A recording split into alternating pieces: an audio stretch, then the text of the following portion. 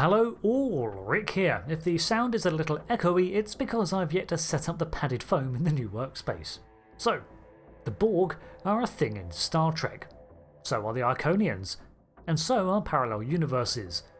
Let's look at another faction of parallel universe Borg made from assimilated Iconians. What a great idea. First off, this is all from the timeline of Star Trek Online, which I regard as an additional parallel universe to the prime timeline of the shows, the Kelvin timeline and so on. The online universe was marked by a substantial war, originating from the return of the Iconian Empire, while the United Federation of Planets and its alliance won. In another timeline, things went very differently. So, how did the Aetherians, as they are known, come about? Well, it's still unclear, but we may have a hint in yet another reality. In one timeline, the Iconian invasion was successful, and the Iconian Empire restored with a militant heel on the galaxy, the remnants of Starfleet forced into servitude of the Iconian alliance. However, they were completely unprepared and exhausted for when an incursion of Borg came unknocking and engulfed the Milky Way galaxy in conflict, one which the Borg were winning. And so it's likely that the Aetherian origin is similar, in that they won their war against the Federation, but then they themselves fell prey to the Borg in their weakened state. Partially recovered Aetherian files, however, tell of a different tale, one of angelic imagery and Enochian scriptures. Divine knowledge was bestowed upon the Kalmonons, evolving it to become the Iad Namad, reliant on the guidance of the ether. The ether itself being an understanding, philosophy and a core belief of the Aetherians. However, it seems that the ether proved supreme to them, and they desired to spread its understanding. Possibly with peaceful preaching at first, this would not last, as the Iconian superiority complex would inevitably show. At some point after this cultural uplifting, they bore the brunt of something they described as the cybernetic onslaught, a massive attack by the Borg. This forced them to adapt their own doctrine into a more forcible one, in which they triumphed over the Borg. It's unclear which side really won, because the end result saw the Iconians, now the Aetherians, adopt Borg technology and assimilation into their cult. Or perhaps the Borg took in the Aetherians and it radically changed them? Either way, the creatures produced were very different from the collective of other realities. The Aetherian existence seems to be more than just a collection of Borg hive mind drones. In fact, they seem to exhibit distinct personalities and traits, yet are also capable of replicating new bodies to replace those lost by battle or such. The new models seem to retain the experience, mind and personality of the former, yet they are in limited supply. This is yet another difference from the Borg's traditional approach, and it's possible that the individual Aetherians we encounter are collective minds in of themselves, each both in communion with the whole and apart from it. The motivating principle of the Aetherians is the pursuit of fusion.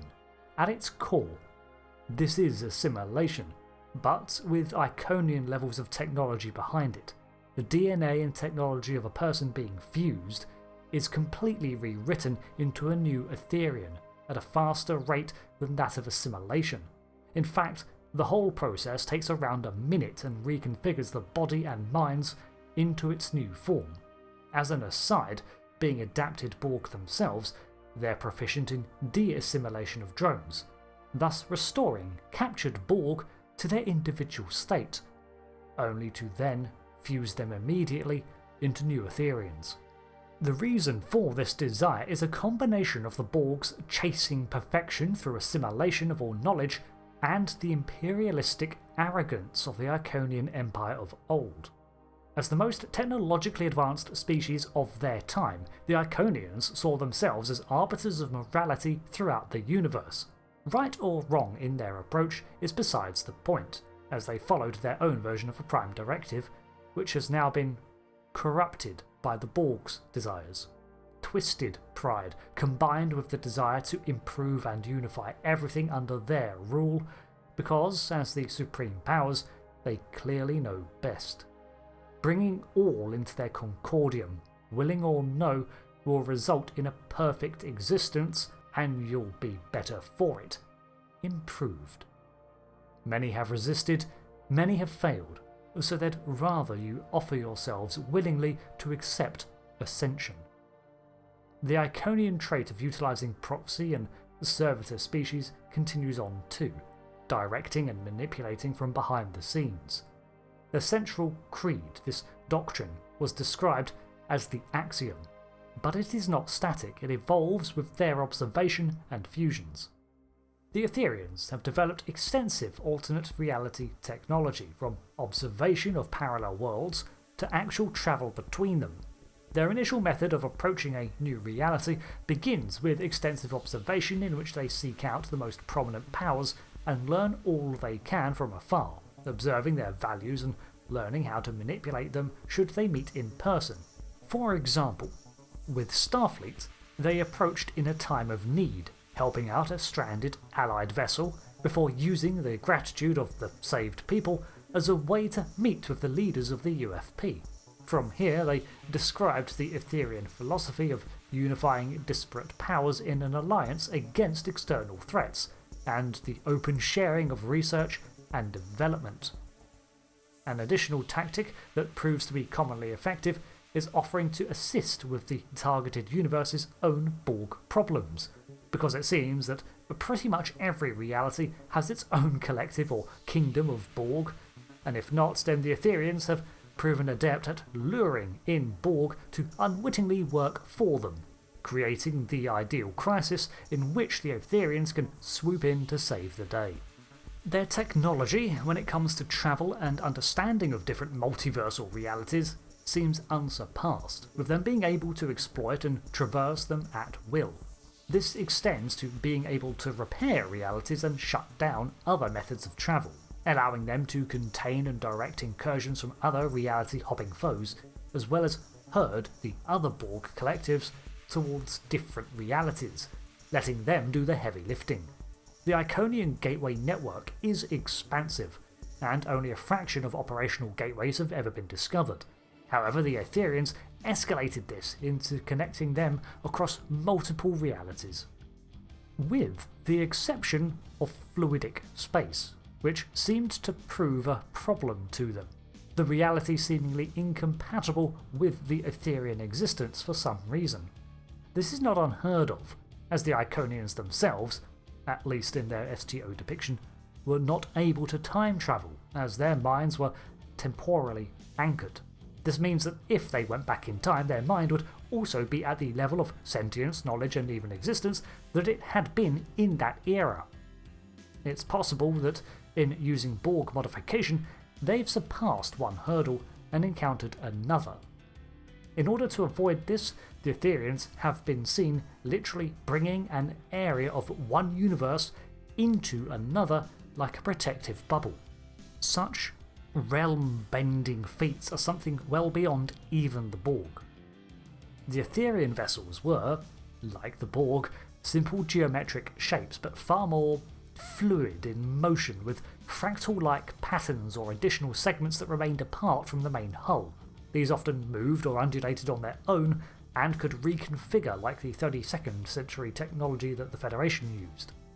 Their ships themselves have cavernous interiors that are covered by a wide array of security measures.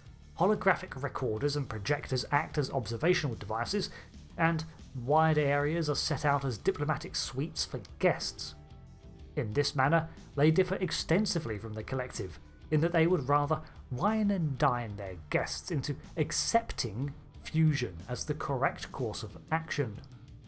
Instead of turbolifts, or such technology, the Aetherians use extensive Iconian gateway tech to transport themselves from room to room, which in theory offers another layer of protection in their vessels. Much of the interiors are cavernous rooms of crystalline sheets and angles, mixing that Iconian look of geode-like surfaces with the massive interiors of a Borg cube. Their ships are powered by a massive conduit of energy containing a fractal containment core, a design inheritor of both Borg and Iconian technology. This is the reality drive hub that powers their interdimensional travel, as well as the power source for the ship.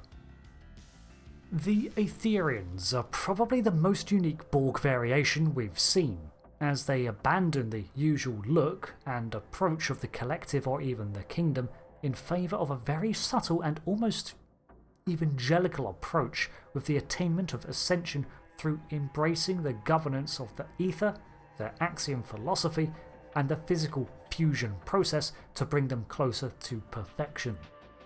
At the end of the day, however, it's still a form of assimilation, and they offer it in times of crisis that often they created through deceit. But it's not even a feigned choice, as if you resist, then they force it anyway. As an aside, the Aetherian tale is still ongoing, so I may revisit this topic in the future. Until then, thanks for watching this look into the alternate universe faction of Borg, and until the next one, thanks again, and goodbye.